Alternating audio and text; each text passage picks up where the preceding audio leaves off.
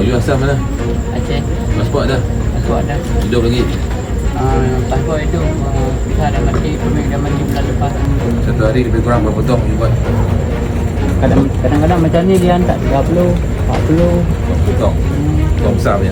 Ya. Pada hari ini, KPDN Kuala Lumpur dengan kerjasama daripada PGA, Batalion 19, Brigade Tengah dan juga KPDN Cawangan Kajar telah berjaya melakukan tangkapan ke atas satu aktiviti decanting, iaitu penyelewengan subsidi LPG melalui cara memindahkan gas LPG daripada tong 14 kg yang bersubsidi ke tong 50 kg.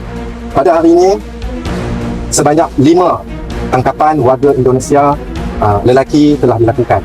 Kita akan laksanakan proses dan prosedur yang selanjutnya. Ingin kita kongsikan bahawa KPDN KL selama 2 minggu telah menjejaki kegiatan ini, iaitu bermula daripada proses jual beli dan tukar tong yang telah mereka lakukan di Wangsa Maju.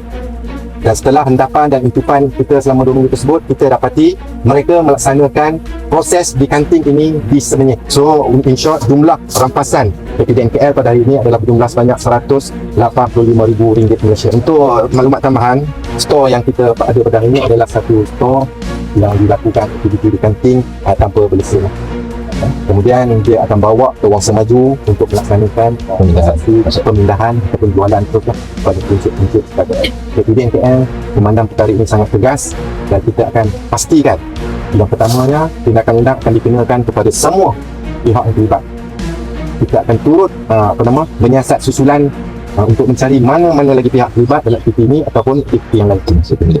Termasuk pemilik tanah ini juga kita akan siasat dengan tanah. Selain daripada itu, yang pastinya kita akan batalkan terus lesen syarikat yang melakukan aktiviti. Tiada lagi penggantungan atau kita akan batal.